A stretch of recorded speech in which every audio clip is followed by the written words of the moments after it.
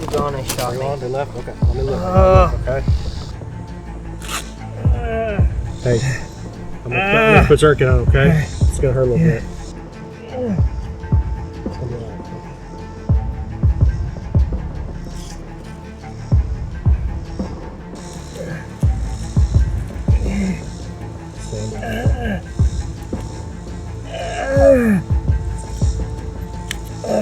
I gotta check you for other wounds, okay?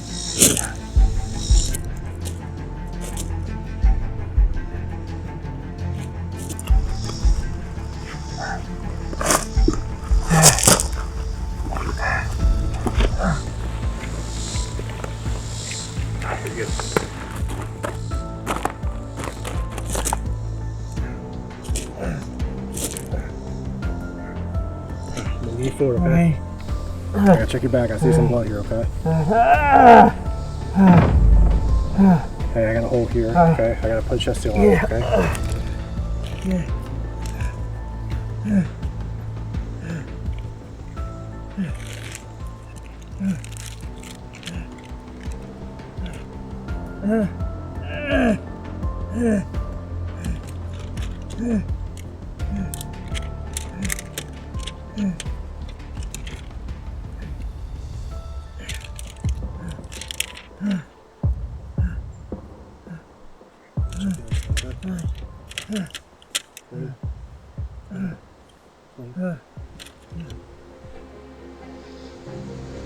Hey, you're gonna be alright. We're gonna call 911, okay? Hang on, buddy.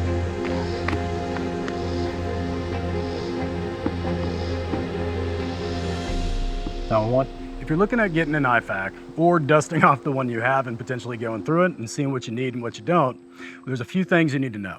First, we're going to talk about the different styles out there, one of which is our fanny pack style from Spiritus we're using as an example, and the other one is the belt mounted from Aptus that we have as an example. Then Paul, our head medical instructor for BAER Solutions here, is going to take us through the different options that you have to put in there, some of the things you need, some of the things you don't, and compare. Then we're going to talk about organization and a few others. When you're looking at getting an IFAK, one of the first things that people are probably going to look at is what type of IFAK do we get, right? Well, there's a lot of options out there. There's belt mounted, there's the fanny pack, there's a kind that go on top of bags, there's back pocket, there's one for your vehicle, whatever, right? There's tons of options that they got out there. So what it is, went ahead and grab two. And Paul, what I'm asking you to do is kind of explain the differences in our fanny pack here that we have from Spiritus, and then this Aptus one, this is mounted on the belt itself that we know we can pull out, right? So looking at that, how did IFAKs come about? How did this start, kind of the history behind it, and then how are people using these from putting on their person, if you don't mind? Right, absolutely. So IFAK, first off, stands for Individual First Aid Kit. It is a military originated idea. We've been using individual first aid kits since the beginning of time, or since we've been fighting. So World War II, they had them up on the shoulder, right, yeah. Vietnam. The Romans actually ended up having almost like the satchel kind of style, just not as many medical interventions inside. So this belt mounted one, the idea is for me to be able to wear this either on a piece of kit or on a belt, and for my buddy to be able to deploy this and use it on myself. Now the option is I could of course use it on that individual if I had to, but it's more designed for them to use it on myself. So like this one I actually wear on the back of my duty belt, and I kind of place it to where it would look just something like this. So when I deployed it using a touch point, I'd be able to pull it off the duty belt like so without spilling all the contents inside. And we're going to really break this down and get inside this IFAK here in a little bit. But the cool thing about this Aptus is it's very secure, and I can open it up like so without spilling everything out inside. And it holds all of my contents like so. And IFAKs are kind of one of these things that you can pack as much into it as you want. Absolutely. Right? Absolutely. If you saw my IFAK from my first trip overseas, you'd be like, that's not an IFAK. That Right. should be with shoulder straps, right? Like, Right. It was massive. And our Right. medics were like, bro, you don't need that. I'm Yeah. like, I'm always prepared, that whole deal. Yeah. I just didn't know. And as time went on, we kind of figured things out, what's redundant, what you do need, what you don't need. But it's a great option, right? I have this same one too, Aptus. I think it's an SF guy that started it, wasn't it? I believe it's a retired SF Delta. Cool, man. Yeah, 18 Delta. So it's a cool piece of kit. And there's some of them out there too that are, instead of being sideways like this, you'll see them up and down also. Absolutely. Same concept, the rip off, but there's a lot of stuff out there. Got the tourniquet holder on top. So we like this one a lot. I actually took mine off my belt for classes, and I keep it on the table now for anyone to use. Yes. But I like how you pointed out from a military and law enforcement perspective, or if, you know, people that walk around with IFAKs, when we're using an IFAK, someone gets injured, I'm using their stuff. Correct. That's the big thing. A lot of people want to rip theirs out and do this. It's like, hold on, man. Like, Right. it's on you in case you get hit. You know? Absolutely. So look at that. Now let's look over the Spiritus one. These little fanny packs that we kind of adapted for it, and we use in our classes a lot. Right. I love these because it gives me options. This is actually the one that I use when I'm being a TAC medic. I like it because this is meant for me to wear in a way that I can treat somebody, especially if I have full kit on, or even if I'm just grocery shopping with my family. You know, if I can't see it, I can still use touch points to get inside. And the way I have this laid out, which we're going to talk about in a little bit, it is very oriented to where I understand exactly where everything is in this. I like these a lot because you can divide it. They actually have a divider on the inside that tears out, that you can actually, if I had to go do something else, I could leave with you. You could apply aid, and I could go treat another person. It's really well divided. It even has little bungee cords on the bottom so that I can actually deploy this without any issues, or my tourniquet. And then on the front, you know, I've kept anything in here from batteries to extra mags to some casualty cards and stuff like that. I like these a lot. These are really diverse. It comes in different colors, so if you would like to be a responsible gun owner and carry this, you can do that. If you want to be a law enforcement guy, military guy, it gives you another option too. Yeah. Or if you just like multicam, buy it, dude. Yeah, who doesn't? Hashtag Absolutely. America, right? That's right. So I like this too because, like a lot of these facts, that's mounted on your belt, right? Correct. This you can throw in your vehicle. Right. You know what I mean? And if you take that out of the vehicle, strap it on your hip, throw it over the shoulder like a satchel, Right. Not a man purse. Satchel. That's right. Merce, right? So we throw that over there. You can access it wherever you want, but now we can take this with us. So we can get a little bit more bulk out of that. It's a good option. We like using these in class because it's just super easy. Right. Again, that's Spiritus that makes this one, Spiritus Systems. And this one is Aptus, or I don't know, something like that. Good kit. Right. So as I look at this, a lot of people, you know, they figure out which one they want to buy. I think the most confusion that happens, especially when they're setting up an IFAK, Right. what a lot of people do is they just buy one preloaded. Correct. Right? They buy one preloaded, which is the easy way to go, right? One thing, you got to know what's in it. Right. Absolutely. You have to know what's in it. You have to know where it's at. But if you're not looking at just buying a pre-made kit, and you're going to look at buying things separately or just anything, you should probably know what should be in your kit at a minimum, Right. and what you need. So the way we kind of set this up, you know, before we started this awesome video that y'all are enjoying, was we kind of went down the March algorithm, right? Correct. We're going to talk about that in a separate video, Right. later date. You know, treat the immediate threat, massive hemorrhage, and airway. Okay, Right. and that's kind of our minimum, Yes. without getting to respiration, circulation, and hypothermia and all that. Correct. So let's talk through the first line, and that first thing you're thinking about getting here, right? Is that our tourniquets, Paul? These are our tourniquets. So I like to have that first line tourniquet be what we call code TCCC approved. So the Committee of TCCC, which stands for Tactical Combat Casualty Care. It is a military/civilian organization that supports evidence-based medicine. So there's no theory here. We're getting all this evidence through current practices. It's always evolving. And with that being said, you know, when you joined the military and I joined the military, I was getting shown how to pre-make an improvised tourniquet and wear it, you know, and then we basically came up with these cat tourniquets. And now, like you said, we got about 5 of these that are approved by the TCCC committee that are really reliable, really within your means of spending, and we know they work. So this one in particular would be the cat tourniquet.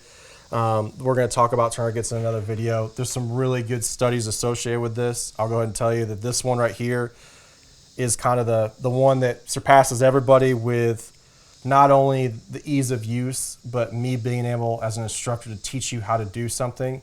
This seems to be the one that people kind of latch onto the easiest. And that's the most common. And right? it's the most common. This is what my department uses. Basically, in the entire district I work in, this is the one that we see the most of. And the second would be that soft tee. So we got the cat here. Correct. We've got the soft tee, and really the only difference in that is just slight construction design and then the metal. It's a little bit more robust. I like the soft tee because like I can carry it in my pocket. It has a lower profile on an everyday use. And what about these other ones? So there's a lot out there. There's the Rats tourniquet. There's some others. There's just Velcro straps, you know, like BP cuff type things. There's this one, which I've never seen before. There's this one, which I have seen, but I've never touched before. Right. And then now we got some with actual ratchets on it that don't click down, right? Right. So the first thing with this is, to me, as this goes down the line and all these kind of specialty tourniquets, right, they get bigger. They do. They take up more space, and you might be less likely to carry something that's this fat and is rigid, put it in your IFAK or put it on your person, and so on and so forth, which I think is why just the regular old cat tourniquet is probably so popular. I like to keep it simple. I like these, and I've used these mostly in training. I have never used one of these three in real life. There's a lot of real life applications to these that supports the evidence behind using them. But what I have learned from an instructor level, working with law enforcement agencies and even fire and EMS agencies or responsible gun owners, is that when we start introducing these kind of niche style tourniquets, it complicates things, and we have failure for applications because they're either prematurely deploying something or starting something that they don't need to start. So there's some failures associated with that takes a lot more training. And I think with anything, as long as you know how to use it, it'll work. Absolutely. They wouldn't release something on the market that doesn't work somehow. So whatever you pick, probably the easiest, safest, best way to go is this cat right here, or the soft tee, and then from there just make sure you know how to use it. So simple thing on tourniquets, there's a lot of information out there on those. Absolutely. I think most people know how to use a tourniquet. You put it on, twist it till the bleeding stops, and strap it down. Right. Correct. Good thing to do is remember what time you did it. But other than that, let's go ahead and move on. So what do we have here? And we talked about this. Now we're getting into our actual hemorrhage, right? Right. So we have our extremity for the M and March, and these are our kind of junctional training, which would be your neck, your armpit, your high shoulder, and then the pelvic region. This would be your junctional hemorrhage. Got it. And when you want to break this stuff down, there's other brands out there. I like the combat gauze or the quick clot. The combat gauze or the quick clot is what I'm more familiar with my military days and even in my pre-hospital days now. It works really good. Some people will say, well, I don't want to spend $36 on a good packet of gauze. And I understand that, but I'll break this down this way. This right here, if we use this, it takes about 3 minutes, depending on your healthy lifestyle choices, to establish a clot, right? If I use something like this compressed gauze, which is still good to go, it's better than nothing, it takes up to no more than 10 minutes or more. Okay. So, if we're looking at trying to establish a clot through that direct pressure through what I like to call wound exploration, these are the go-tos, the gold standard. And if you honestly look at it too, it's a lot thinner when you're packaging it up. Yeah. And it's kind of a no-brainer in my opinion. I think these are great too because people look at saving money like this may not be the place to do it. And the reason I think I carry a medical kit around me and I have all this stuff in my vehicle and at my house, it ain't for me. Right. Like I'll die later. Like whatever. Like we'll suffer through it. You know what I mean? It's inevitable. This is for my wife and for my kid. Absolutely. Okay. Maybe it's from just my kid. I don't know. No, he's never going to see this. I love you, man. I love you, Kate. No, it's just for the family members, right? Like, I'll spend a little bit more money to make sure, like, pennies make dollars, right? And when that hourglass is turned over and you're running out of time, maybe a couple minutes changes something for that person. So buy once, cry once, get you something good, like have this with you. And if I can save 7 minutes potentially to stop that bleeding, it's a no-brainer. That's a big deal, man. I would put it this way too. I used to break it down this way with my military guys or even my law enforcement guys. I promise you will spend $36 to $40 this weekend either on alcohol or a steak. So maybe a moment of sacrifice with a meal to think about longevity with health and welfare. Yeah. So quickly, can this be used for a stabbing or a gunshot? Absolutely. So all this massive hemorrhage is mostly what it is any for kind of puncture, penetrating trauma. Penetrating trauma on an arterial. So now we got our different wraps, right? This is our bandages. Correct. You got the Israeli, got everything else going down here. Quickly take us through the different types and which one is kind of like you see the most often, which one is going to be most common, and then which one is probably your best option. I think I like to use any pressure bandage. I stay away from like the Walgreens Ace wraps because when you stretch them out, they get really porous and they don't have that strength behind it. So the Israeli is the gold standard of what we were using since the beginning days of the military. It's great. I like to have a minimum of 4 to 6 inches in the width when I'm looking at these bandages. There's a lot of different ways to package them, which we're going to kind of talk about with organization here a little bit. It's really cool. One of the things that a lot of these companies started doing was having these kind of Velcro or even these kind of tie-ins in here to where what we were seeing a lot of the stress-induced applications is you lose this tail and then it just turns into a wet shoestring. So there's a lot of thought process to that. That's just another pressure bandage. This one is actually really cool. This is very new. It's called Battle Wrap. It's from Safeguard. They let me kind of play with this stuff. We actually use this in one of our downed officer classes in the wintertime on a dummy. And I left it on the dummy for 3 months. Outside, cold rain, all that stuff. And it was still like hard to get off. So this stays really good. It's clear. So if we're troubleshooting and reassessing and I see that blood coming through the bandage, which is a bad thing, I can see that because it's a clear bandage sooner. So I can kind of deal with that faster. So looking at this doesn't look like it leaves a whole lot of room in one of our kits. Correct. So when this thing is packaged up, how big is that? Is it about this size, a little bit smaller? So when I redo a lot of this stuff, I will basically redo this in a kit where I will actually kind of cut this pad out because it's not that it's not necessary. It's just I'm not really using it. Yep. So basically, when I flat roll this stuff, it's going to look just like this. So I still have a pretty good amount of yardage, but when I'm packing it in there, it's a lot more compressed. Streamlined. It's a lot streamlined, and I don't have to worry about extra bulk. And at the end of the day, ounces equal pounds, pounds equal pain, and if it's too much weight, I'm not going to carry it, I'm not going to use it. Okay. And this is also another solution to that weight. It's really cool, it's really light. And I've had this one in my truck, and it doesn't, you would think with the heat, it would actually kind of seal to itself, and it hasn't, so it's pretty cool. So we talked about our tourniquets, which is at extremities of our massive hemorrhage. Right. We talked about our junctional stuff and our bandaging here for our penetrating wounds, things like that. Now we get past, this is kind of our minimum, right? What most people see is they're going to see a tourniquet, and they're going to see a bandage. Now we kind of get into that specialty stuff, which is our chest seal here, survival blanket, and then the tried and true Sharpie. Right? Oh, absolutely. So this is kind of our 5. Quickly take us through chest seal. We kind of know what that is. Someone gets shot, right? In the chest. Tell us when you would use this one. Absolutely. So through that evidence-based medicine, there's 3 preventable injuries that we can treat on the battlefield that reduces death. Massive hemorrhage, airway compromise, and then of course tension to a thorax. So when we're doing our assessment, which I teach in the classes we have, is we're doing blood rakes and blood sweeps. So we're looking for holes in penetrating trauma where they're not supposed to be, right? What we're specifically looking for is this torsal trauma, basically from the clavicle all the way down, basically to the diaphragm. And what I'm looking for is any type of penetrating trauma. So if you could put a Band-Aid on, you could pretty much put a chest seal on. There's lots of different types of chest seals. There's lots of brands. There's vented, non-vented, which we'll probably do in another video. But essentially, they look just like this. When I put them in my kits, I basically take them out of this bulky package.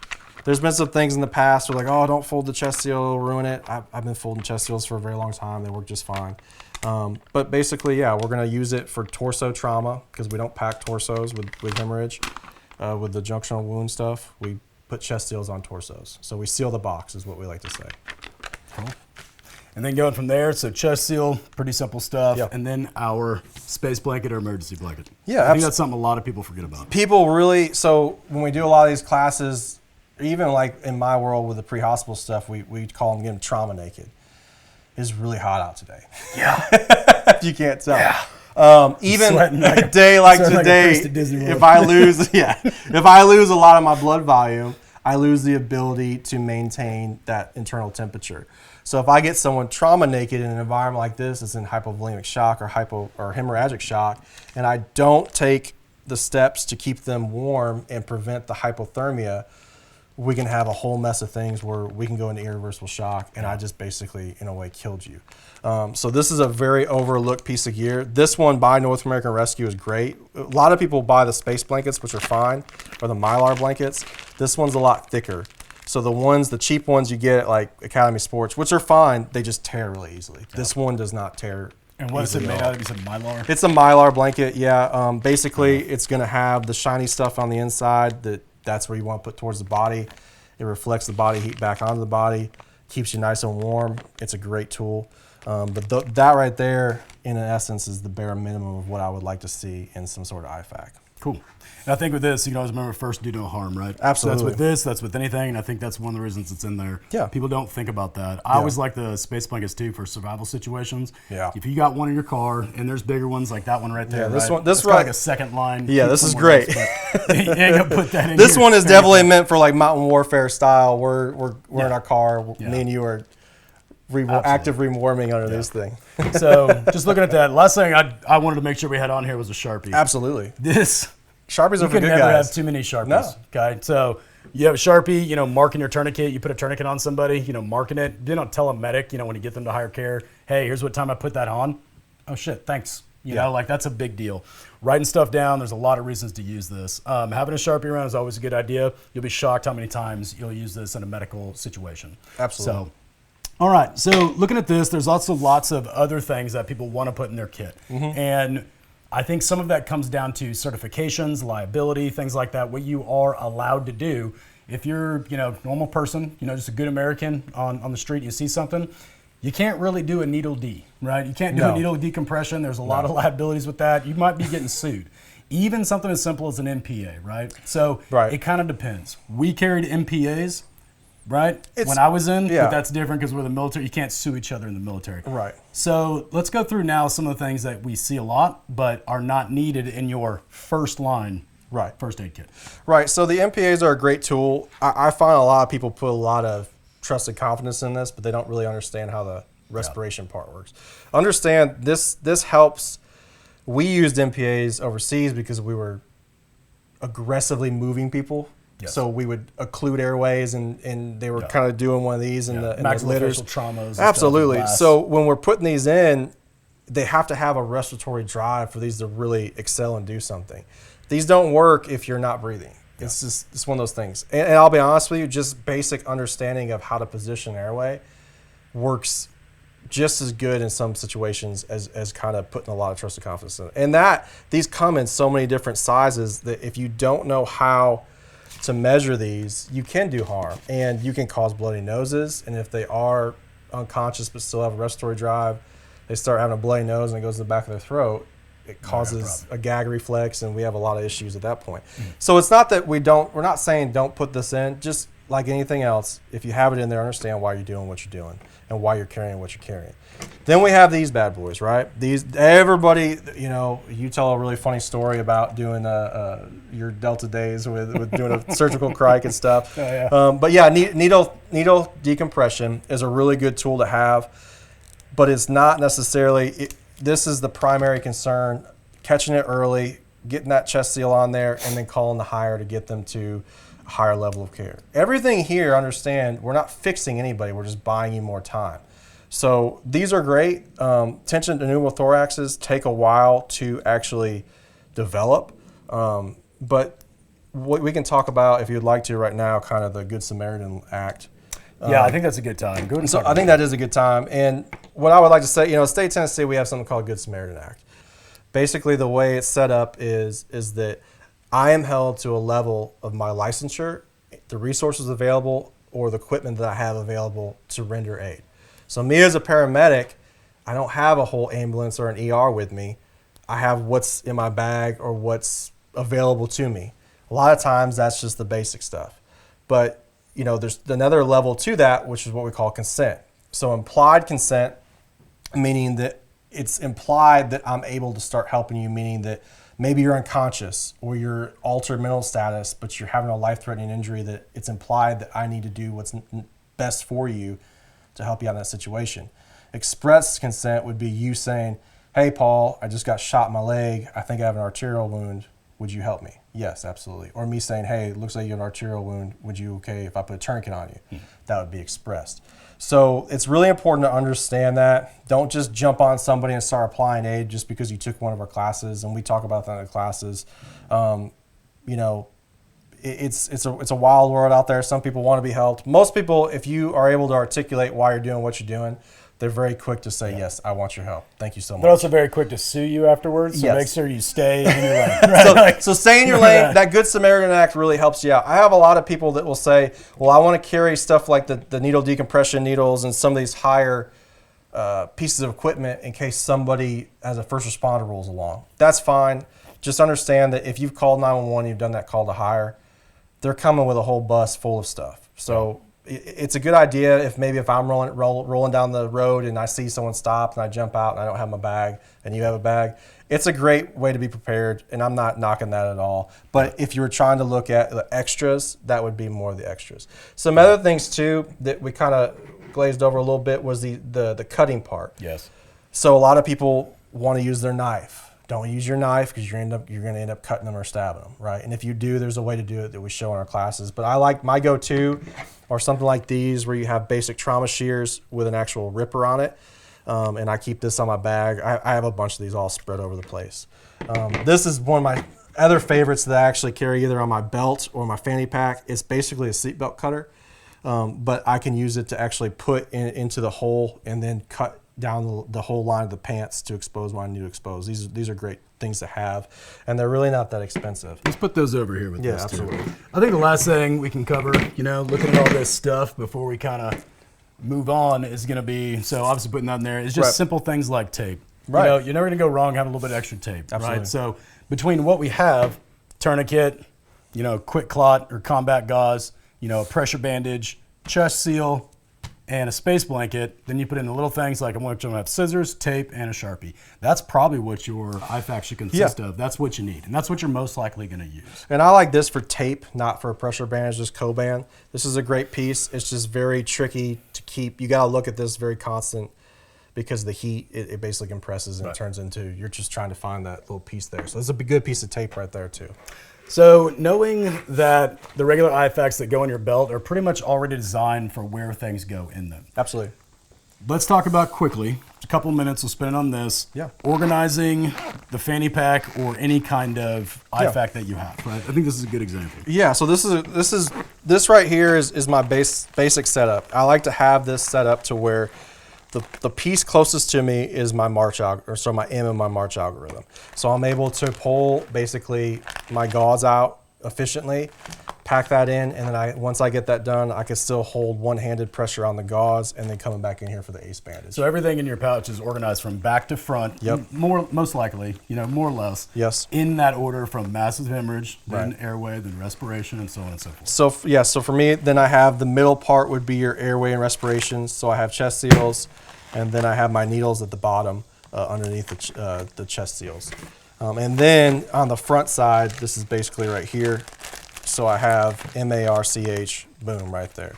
Fair enough. And then obviously on the bottom, we have our go-to tourniquet that we can deploy quickly and efficiently. Good. So I think that pretty much covers everything. The last thing I was going to ask you, and I think it's probably good for us to know, is seeing this, and you probably have already seen it in the scenario that we put at the front of the video, is when you respond to a scene or respond to something, right? An injured patient, and you have a patient, how do you deploy the IFAK? You kind of already mentioned it, but having it accessible, right? So what is considered accessible here? Are you putting that on the patient? Are you taking it off, putting it on the ground next to you? What are you doing? So there's two modes of thought there. I like this little blowout kit style too, that basically I could fit into the pocket of my pants, or if you're not really into the fancy world of the dividers in there, I can slide this in either the top part of my visor or on the bottom of the door. But yeah, when I deploy it, basically I don't like to just dump everything up upside down and just shake it, right? I'm winning what's important now. I'm strategically grabbing what I need to grab, applying it, and then moving on to the next thing. I like to keep it on me. Like that right there, I will actually keep hooked up around my waist, and I'll just work out of that. Some people get a little bit more amped up, and they like to take it out and have more of a visual kind of confirmation of what they're looking at versus just the touch point kind of aspect. With this is very easy. I just have tear points in here. I can tear it out, and basically it turns into a dump pouch to where I can either put next to me and pull out what I need to pull out. But yeah, I like to keep everything very organized and very controlled. Calm is contagious. Nobody wants anybody to show up and just start making it rain medical items.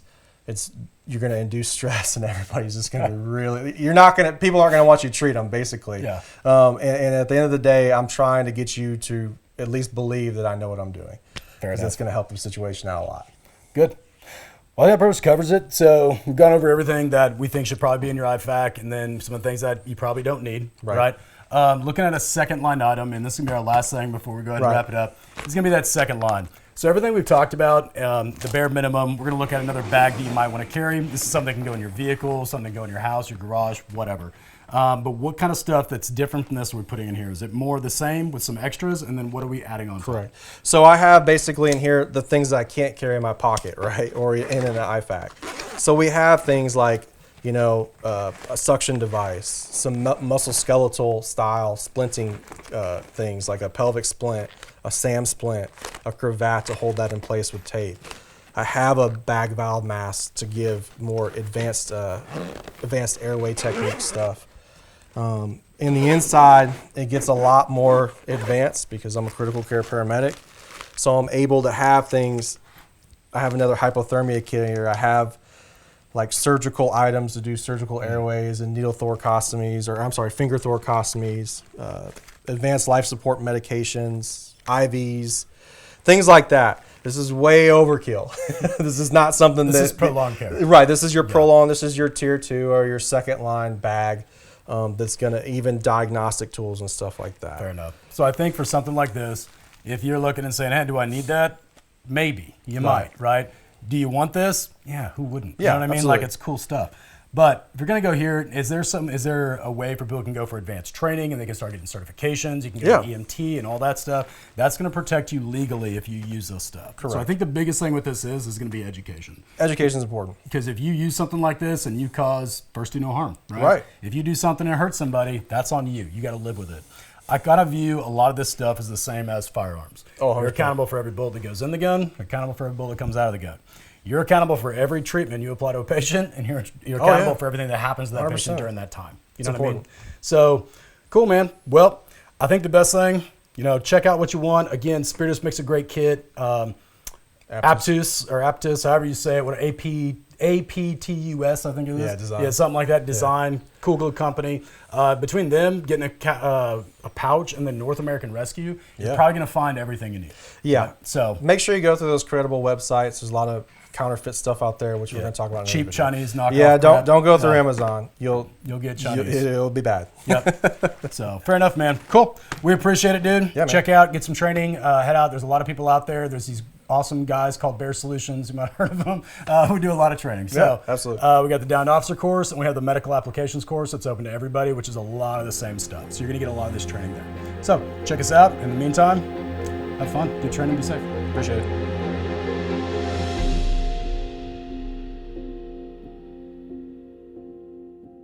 Take 2. That was the best one. Yeah. We didn't even try. We didn't put the hip into it this time. No effort. Oh, Easy day.